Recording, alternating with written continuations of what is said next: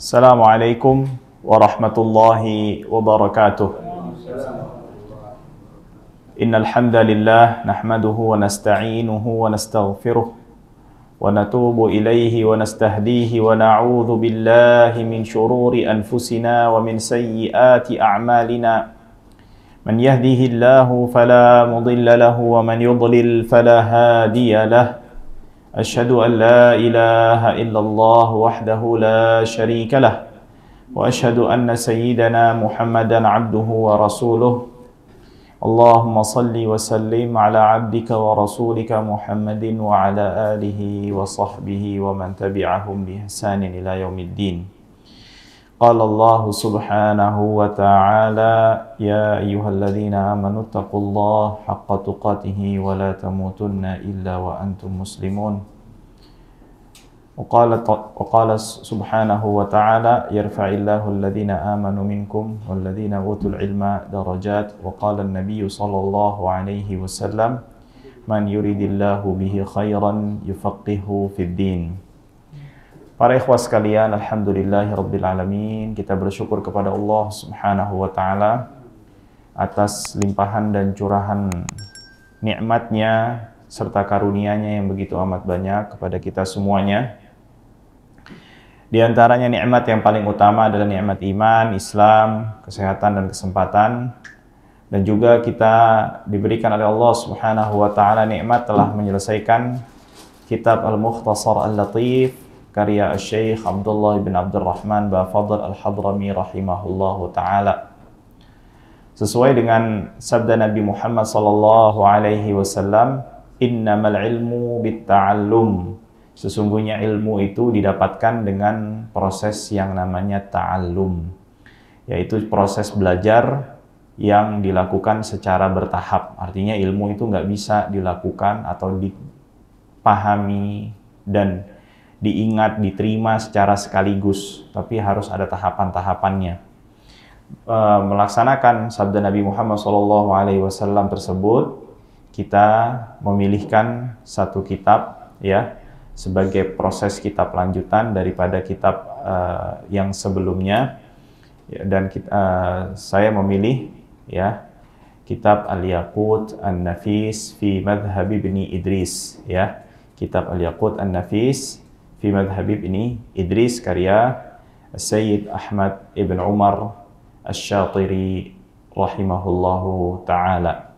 Ya, tentu kitab ini lebih luas lagi pembahasannya, ya, karena juga nanti mencakup masalah rubu' al-muamalat lebih detail lagi daripada atau seperempat pembahasan fikih muamalat jual beli itu lebih luas lagi daripada kitab Al-Mukhtasar Latif. Bahkan di dalam kitab ini semoga Allah Subhanahu wa taala memudahkan kita untuk menyelesaikan pembacaan kitab ini, ya, juga membahas tentang fikih pernikahan, ya, dan juga masalah hukum pidana dan peradilan, ya. Sebelum kita memasuki pembahasan atau pembacaan dari kitab Al-Mukhtasar Al-Yaqutun Nafis ini, kita mengenal terlebih dahulu penulis daripada kitab Al-Yaqut An-Nafis fi Madhhab Ibni Idris. Beliau adalah Sayyid Ahmad Ibn Umar Ibn Awad Ibn Ahmad Ibn Umar Ibn Ahmad Ibn Ali Ibn Al-Husain Ibn Muhammad, ya, dan seterusnya hingga bersambung kepada Ali Al-Uraidi, ya, dan juga bersambung sampai kepada Sayyidina Ali ibn Abi Thalib dari jalur Sayyidina Al-Husain ibn Ali ibni Abi Thalib radhiyallahu ta'ala anhu. Beliau salah seorang ulama, ya, yang diberikan oleh Allah Subhanahu wa ta'ala kelebihan dari sisi ilmu dan juga kemuliaan nasab. Beliau dilahirkan di kota Tarim, Hadramaut, ya, pada tahun 1312 Hijriah, ya, 1312 Hijriah. Kurang lebih sekitar 132 tahun yang lalu dalam hitungan Hijriah, ya. Beliau dilahirkan pada tahun 1312 Hijriah. Nah, beliau lahir dan juga tumbuh dan besar di kota tersebut dan mempelajari ilmu agama juga di kota tersebut. Nah, beliau awalnya memulai belajarnya dengan memasuki katatib. Ya, katatib ini kayak apa ya? Kayak tempat sekolah permulaan, ya. Sekolah pemula pendahuluan untuk anak-anak kecil, diajarkan di situ membaca, menulis, ya, membaca Al-Qur'an, ya. Juga menghafal surat-surat pendek seperti itu, ya. Membaca, menulis, berhitung, ya, ilmu-ilmu dasar yang diperlukan untuk menunjang di dalam belajar di kemudian harinya, ya.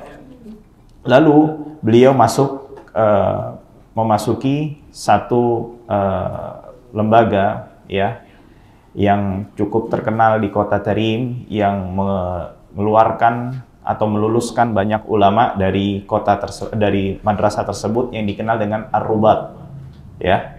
Namanya Ar-Rubat, ya. Dan Rubat ini dijuluki sebagai Al-Azharu Hadramaut.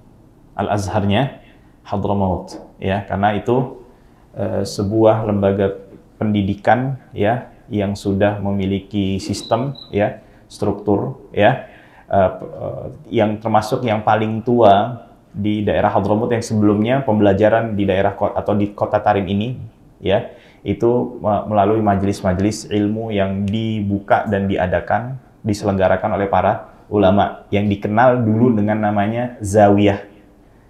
Dikenal dengan yang namanya zawiyah. Jadi di Tarim itu bukan halaqah namanya, atau di Hadramaut itu namanya dikenal bukan halaqah, tapi apa? Zawiyah. Nah, setelah zawiyah itu akhirnya para ulama ada dari 4 keluarga, ya, Asy-Syatiri, Al-Junaid bin Arfan, ya, dan satu lagi saya agak lupa, itu mewakafkan tanahnya, ya, mewakafkan hartanya untuk dibangunkan madrasah di atasnya. Jadilah Rubat Tarim itu. Nah, ini Rubat ini banyak meluluskan ulama, ya, dan juga Rubat ini dulu di antara sumber operasionalnya itu dananya dari mana? Dari Jawa, dari Indonesia. Ya, di antaranya. Ya, dari mana? Dari Indonesia, ya. Nah, beliau itu termasuk daripada murid yang lulus daripada dari Rubat Tarim. Dan beliau ini berprestasi di dalam belajarnya, dan beliau mengungguli murid-muridnya, bahkan mendapatkan pujian daripada gurunya, syekhnya, Syekh Abdullah ibn Umar Asy-Syatiri, dari keluarga yang sama. Nah, beliau juga menghafal banyak kitab, diantaranya Al-Bahjah, karya Imam Ibnul Wardi, ya, sebagiannya, ya, karena kitab ini adalah Al-Bahjah ini yang dihafal oleh beliau ini, penulis kitab Al-Yaqut An-Nafis ini adalah bentuk manzumah syair dari kitab sebelumnya itu Al-Hawi. Jadi Al-Hawi itu bentuknya, ya, nathar istilahnya kalau dalam istilah Arabnya, atau bisa dikatakan prosa, ya, lain daripada, ya, pokoknya bukan berbentuk syair.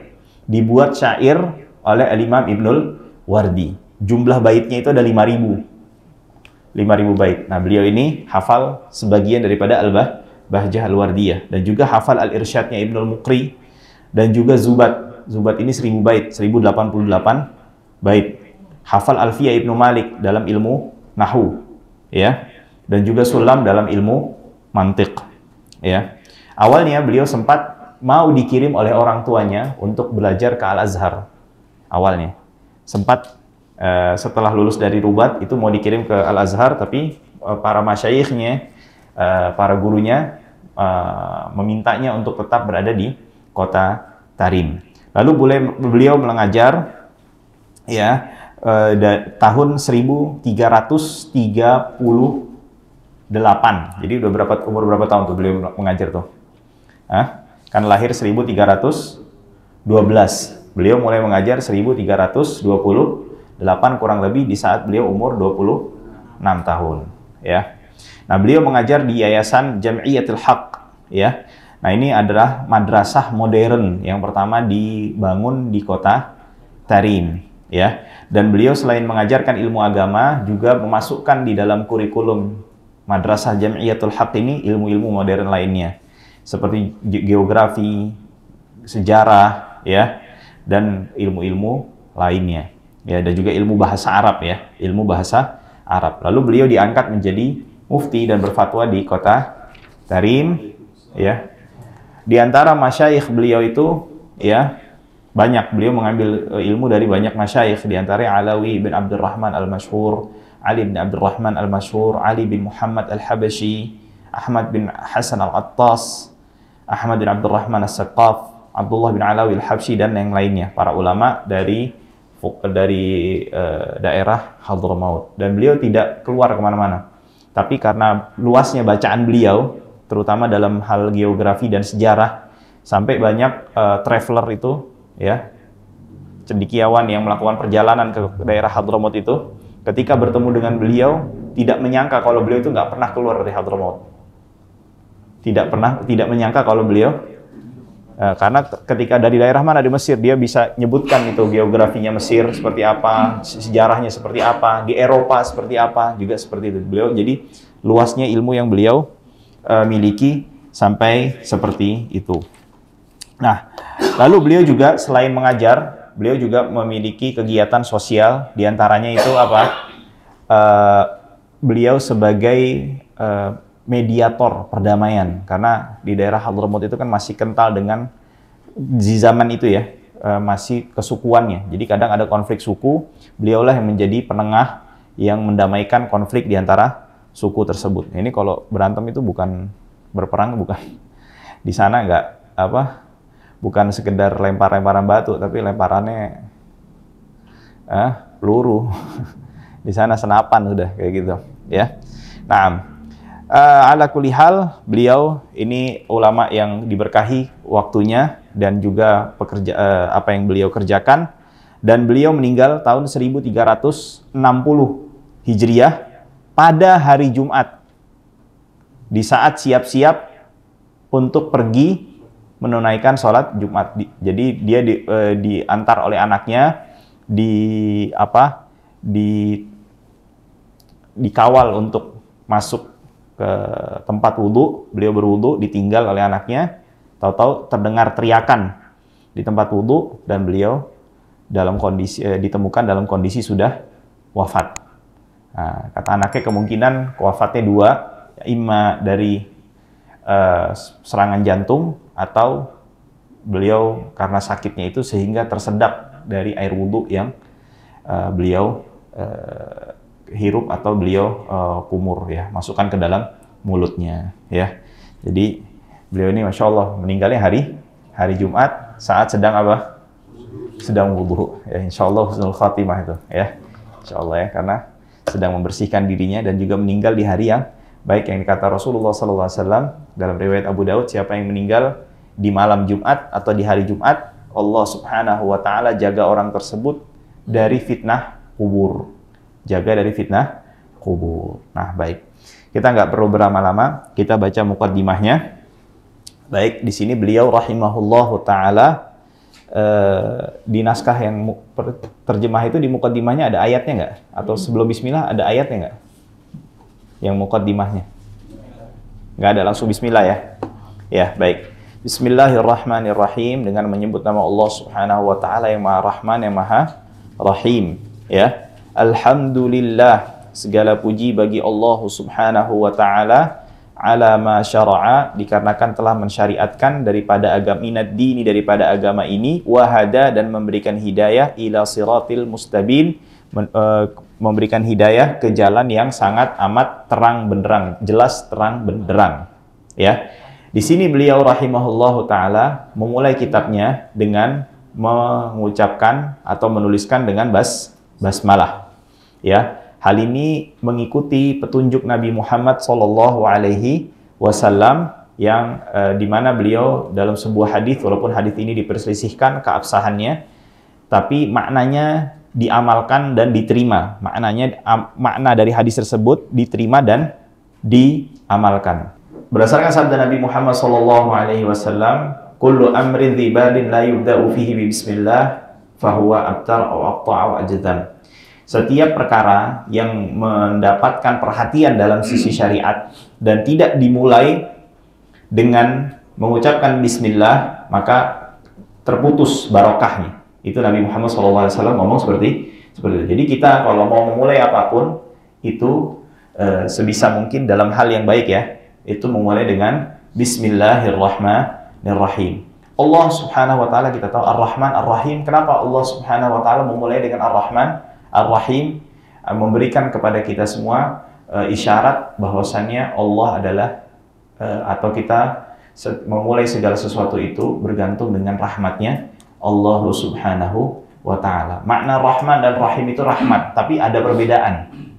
Ya, ada perbedaan. Makna Rahman itu adalah rahmatnya Allah Subhanahu wa taala yang atau yang diberikan kepada seluruh makhluk. Makna Rahman itu adalah apa?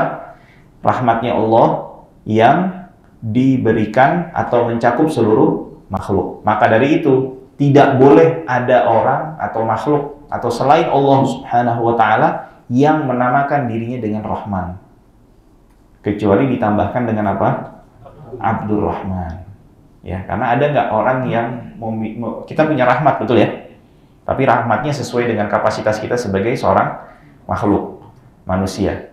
Mungkin nggak kita bisa memberikan rahmatnya kita nih ke seluruh orang tanpa terkecuali? Nggak mungkin. Ya, maka dari itu ini merupakan kekhususan untuk Allah Subhanahu wa ta'ala. Sedangkan rahim ini adalah apa? Rahmat yang Allah berikan khusus kepada kaum mukminin. Kepada siapa? Kaum mukminin.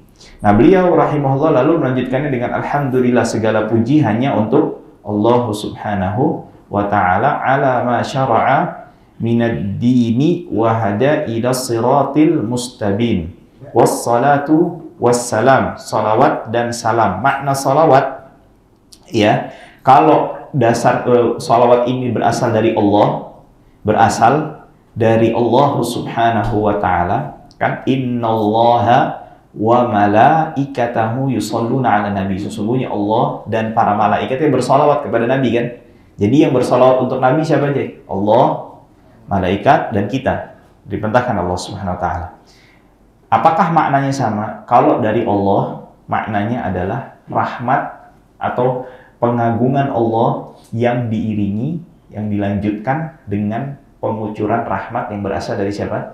Allah Subhanahu wa ta'ala. Jadi kalau Allah bersalawat kepada Rasul, itu artinya Allah mengagungkan dan meninggikan derajat Rasulullah Muhammad Sallallahu Alaihi Wasallam. Adapun dari malaikat, maknanya adalah istighfar, permohonan ampun yang disampaikan para malaikat untuk Nabi Muhammad Sallallahu Alaihi Wasallam. Adapun dari kita manusia adalah apa? At-tadarru' wa du'a, artinya ketundukan dan doa untuk Rasulullah Muhammad Sallallahu Alaihi Wasallam. Nah, ini kenapa dijelasin ini kan? Ya biar kita tahu juga ya kan. Ketika kita Allahumma sholli ala Muhammad, artinya apa juga kita bisa tahu ya. Wassalam. Sedangkan makna salam artinya adalah penghormatan, salam. Ya, atau bisa maknanya adalah permohonan keselamatan untuk Rasulullah Sallallahu Alaihi Wasallam dari segala kekurangan ya dan aib. Ya, ala Rasulil Amin. Ya, salawat dan salam dihanturkan dan diperuntukkan untuk Rasul. Siapa? Al-Amin, yang terpercaya. Ya, Ar-Rasul di sini siapa? Nabi Muhammad Sayyidina Muhammadin, yaitu Nabi Muhammad Sallallahu Alaihi Wasallam. Makna Rasul itu apa? Jadi ada 7 ketentuannya yang disebut sebagai Rasul. Ya, pertama adalah dia manusia. Maksudnya utusan Allah. Yang Rasul itu dalam arti bahasanya adalah utusan. Tapi dari sisi definisi istilahnya yang artinya memiliki utusan dari Allah itu ada 7 ketentuannya. Pertama, dia manusia, bukan jin. Ya. Dan juga hur, dia orang merdeka, bukan hamba sahaya. Lalu zakar, dia laki-laki. Kalau ada perempuan ngaku Rasul, sudah dijamin itu apa?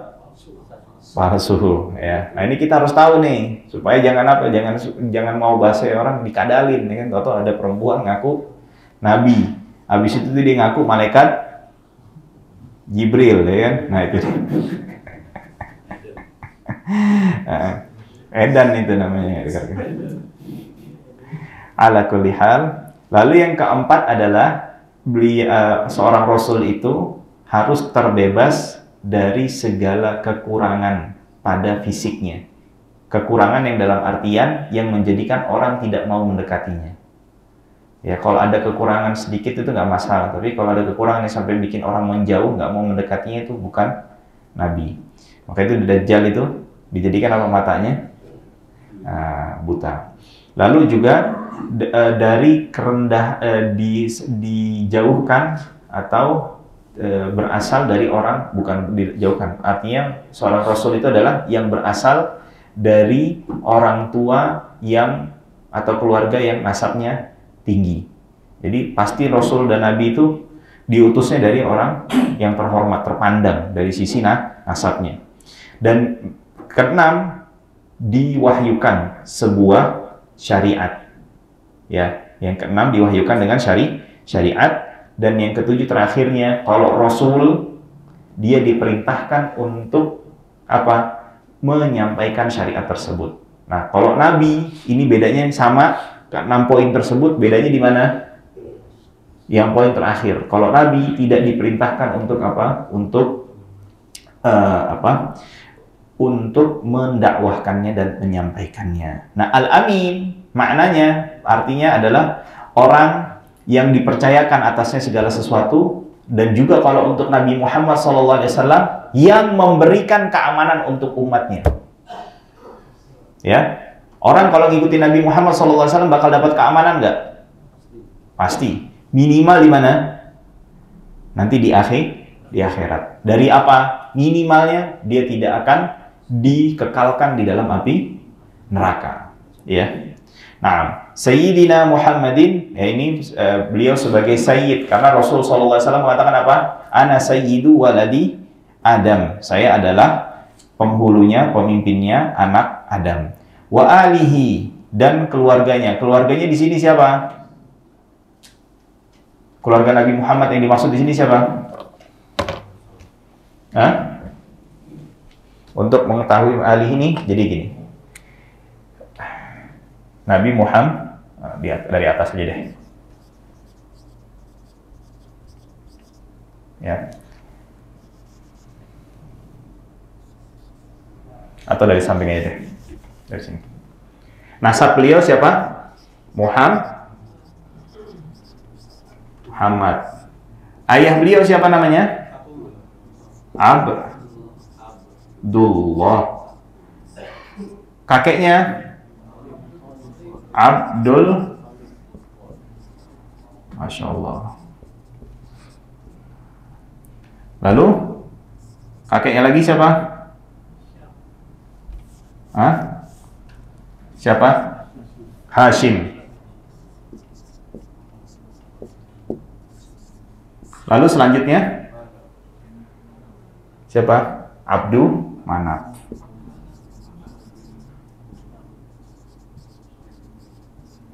Nah, untuk mengetahui keluarga Nabi Muhammad SAW yang dimaksudkan di dalam salawat ini, kita harus tahu sini nih.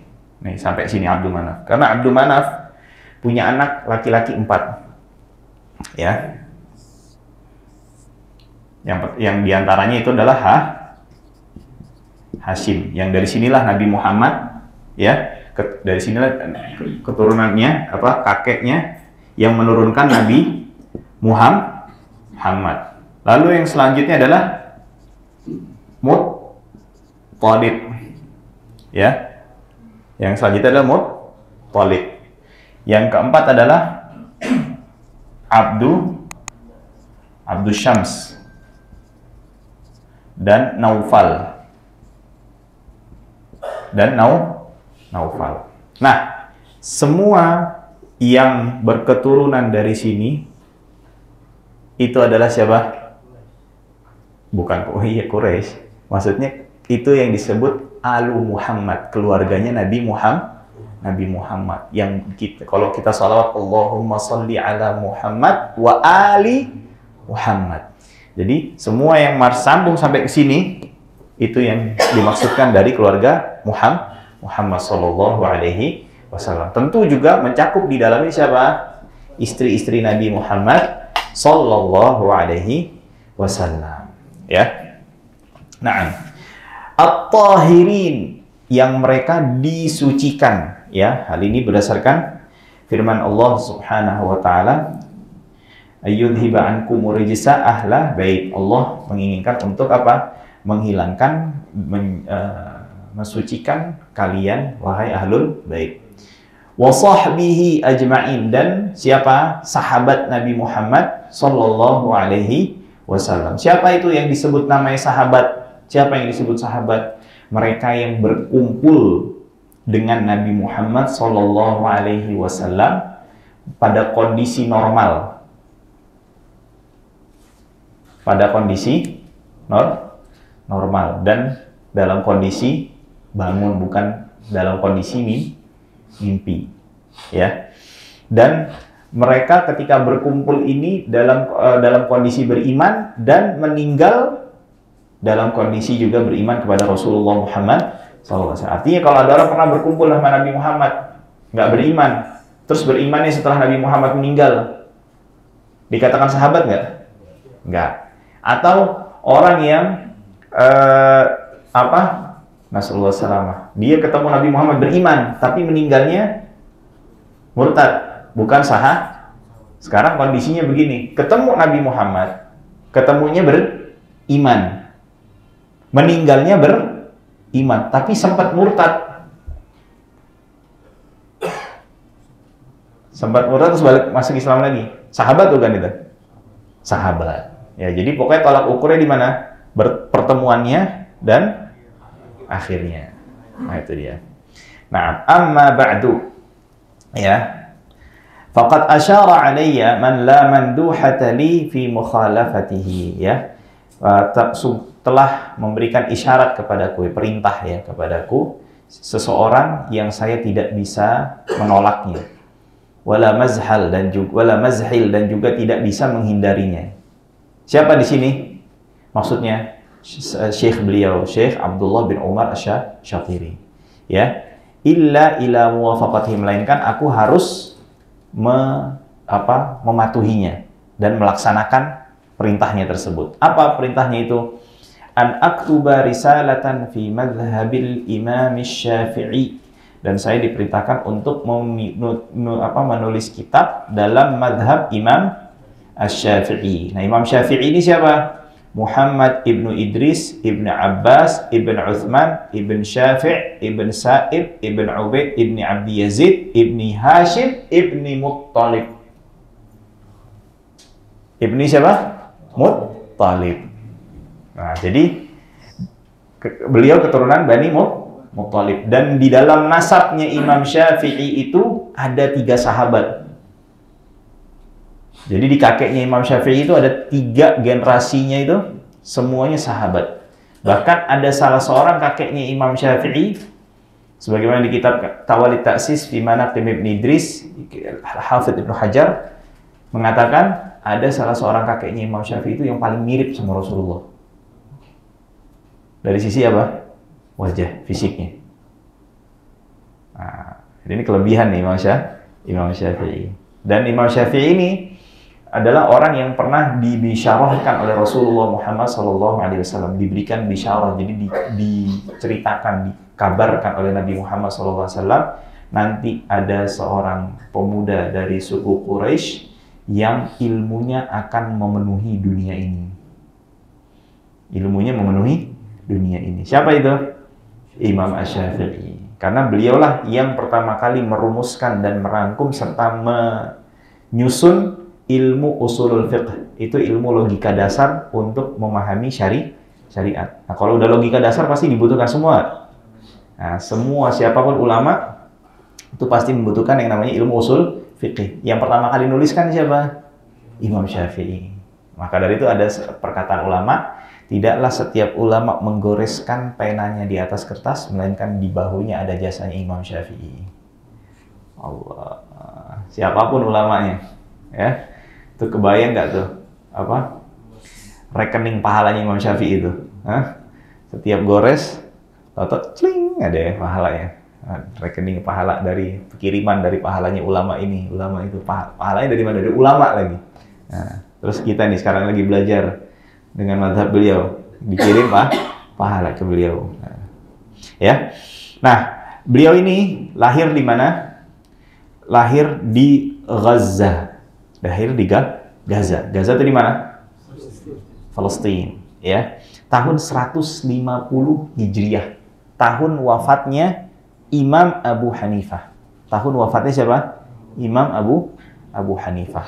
Nah, tapi umur 2 tahun dibawa oleh ibunya karena orang ayahnya meninggal, dibawa kembali ke Makkah. Dibawa kembali ke Makkah. Nah, beliau hafidz Quran umur 7 tahun. Umur 7 tahun. Dan lalu menghafal Muwatta antara kisaran umur 9 atau 10 tahun. Hafalnya dalam waktu tempo 9 atau 10 hari. Pokoknya kebalikan itu. Ini sebagaimana yang dijelaskan oleh siapa? Al-Imam Az-Zurqani dalam kitab Syarah Muwatta'nya beliau. Nah, jadi hafal Muwatta itu 10 hari. Ya, kalau Muwatta'nya Imam Maliknya zaman Imam Syafi'i 3000 hadis misalnya. Jadi beliau hafal satu harinya berapa hadis? 300 hadis. Itu bukan hadis doang, dengan sanadnya. Itu udah gitu redaksi hadisnya kadang-kadang belum tentu pendek-pendek, panjang-panjang. Itu hafal dalam 10 hari. Ya. Nah, beliau ulama atau seorang yang diberikan kecerdasan yang sangat luar biasa oleh Allah Subhanahu wa taala. Bahkan disebutkan itu beliau itu kalau membaca itu harus nutup halaman selanjutnya. Karena kenapa? Kalau beliau baca terlihat halaman selanjutnya, akhirnya hafalannya itu bercampur dengan yang halaman sesudahnya berikutnya. Jadi ditutup itu. Nah, beliau belajar di Makkah awalnya, di kampung halamannya, ya, tempat beliau besar, dan beliau sudah diizinkan untuk berfatwa ketika umur 15 tahun. Berfatwa di mana? Di Makkah Al-Mukarramah, bukan di Pedati ya. Di Makkah umur berapa? Umur 15 tahun. Nah, lalu beliau akhirnya belajar kepada Imam Malik ibni Anas, penulis daripada atau penyusun dari kitab Al-Muwatta. Nah, beliau datang ke Madinah itu posisi sudah hafal kitab Imam Malik. Dulu tuh tradisinya ulama, kalau misalnya mau belajar kitabnya ulama yang ditulis oleh ulama tersebut, biasanya diejakan terlebih dahulu, dibacakan dulu, ditulis dulu, atau nyalin dulu. Nah, Imam Syafi'i ngomong, ya udah ngapain, udah hafal kitab ini. Bahasanya begitulah kurang lebih. Nggak perlu proses itu, jadi langsung cepet. Apa istilahnya? Kalau istilah sekolah tuh? Akselerasi. Jadi beliau mendapatkan akselerasi. Karena beliau datang itu posisi sudah hafal kitab Al-Muwatta'nya Imam Malik. Nah, beliau lalu setelah itu pulang ke Makkah, mengajar di Makkah. Tidak lama kemudian beliau ke Yaman. Beliau ke Yaman. Nah, di Yaman itu beliau menjadi seorang qadhi. Lalu ada fitnah pemberontakan di daerah Yaman yang digerakkan oleh kaum Alawiyin. Kaum Alawiyin itu orang yang bernasab kepada Ali ibn Abi Thalib. Nah, beliau kena juga tuh karena masih ada hubungan-hubungan keluarga kan. Nah, itu akhirnya kena difitnah lah. Beliau akhirnya dibawa ke Baghdad. Di Baghdad di situ bertemu dengan khalifah dalam kondisi dirantai tangan dan kakinya. Karena diperlakukan seperti seorang apa? Seperti tahanan. Nah, di majelisnya khalifah itu ada salah seorang muridnya Imam Abu Hanifah yang namanya Muhammad ibn al-Hasan Asy-Syaibani. Nah, ketika hendak mau dieksekusi oleh khalifah, semua pemberontak tersebut, ya, atau Imam Syafi'i ketika hendak dieksekusi, ditahan oleh Muhammad ibn Hasan selaku penasehatnya. Khalifah, jangan, ini orang alim, jangan kamu eksekusi. Akhirnya ketika mendengar hal tersebut, ini rekomendasi dari Muhammad Hasan Syaibani ini bukan orang sembarangan nih, alim kabir, mujtahid beliau ini. Dipanggil Imam Syafi'i mendekat ke Khalifah, ditanya, saya mendengar Anda memiliki ilmu tentang Al-Quran. Iya, yang Anda inginkan yang mana ilmunya? Dalam ilmu Al-Quran, lailiyah atau nahariyah, nasikhuhu atau mansukhuhu, nasikhnya atau mansukhnya, yang diturunkan pada malam hari atau yang diturunkan pada siang hari, ya, makkiyah wa madaniyah, yang diturunkan pada periode sebelum hijrah dan sesudah hijrah. Jadi ditanya mau yang mana nanti maunya. Nah, maka itu kata Daud ibn Ali al-Zahiri, kalau saya tidak salah ingat ya. Ini soalnya saya baca perkataan ini udah 10 tahun lebih yang lalu. Saya mendapatkan Syafi'i itu mentafsirkan Al-Quran seperti layaknya Al-Quran diturunkan kepadanya. Ya, diturunkan kepadanya. Satu lagi ada yang terlewat. Beliau ketika di Makkah itu belajar kepada Qabilah Hudzail, mengambil bahasa Arab. Maka dari itu Imam Syafi'i itu memiliki ketinggian bahasa di atas rata-rata, atau bahkan sampai disebutkan ucapan Imam Syafi'i dalam bahasa Arab itu sebagai hujjah dalam ilmu bahasa Arab. Jadi kalau ditanya, kamu bisa ngomong begini, dalilnya mana? Di antara dalilnya dalam ilmu bahasa Arab itu apa? Imam Syafi'i yang ngomong. Maka dari itu salah seorang muridnya berkata, sekiranya Imam Syafi'i itu menuliskan kitabnya dengan standar bahasanya beliau ya, kita nggak ada yang bisa ngerti bahasanya. Karena kenapa? Saking tingginya bahasa yang dimiliki oleh siapa? Imam Asy-Syafi'i rahimahullahu ta'ala. Nah, lalu Imam Syafi'i ini ketika hendak dieksekusi itu akhirnya tidak jadi, dan akhirnya beliau belajar kepada Muhammad ibn Hasan Asy-Syaibani. Nah, ketika belajar ini ada hal yang menarik. Imam Syafi'i itu kalau setelah majelisnya Muhammad ibn Hasan Asy-Syaibani itu, beliau suka debat sama murid-muridnya. Suka debat dengan siapa? Murid-murid Muhammad ibn Hasan Asy-Syaibani. Terdengarlah oleh Muhammad ibn Hasan Asy-Syaibani ini tentang apa yang dikerjakan dan dilakukan oleh Imam Asy-Syafi'i. Lalu, soalnya kenapa? Murid-muridnya kalah semua hujahnya sama siapa? Imam Syafi'i, ya. Nah, lalu beliau